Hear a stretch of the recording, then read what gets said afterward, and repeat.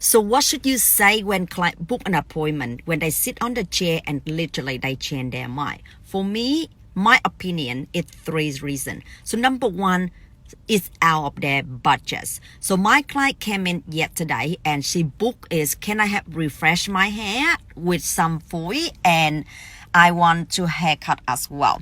But when she sit on the chair and then I explain to her and then I give her a quote and she say, oh, this is maybe just do the haircut. And that is number 1, they out of their budget, they change their mind. What did I say after that? So number 2 thing that they lack of focus, because I asked her the question, tell me why did you want to refresh your hair and haircut? And she said, because I want it look more fresh, nice, and I don't have to come back in the next 3-4 months.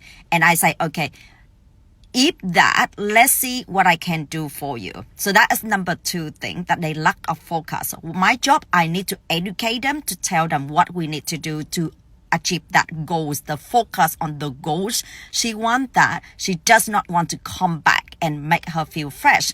So number 3, that they not understand the value. So I say, okay, let me work on your budget, help you to make you feel good, fresh yourself, look new, and don't have to come back in the next 3 months. Is that okay? She said yes.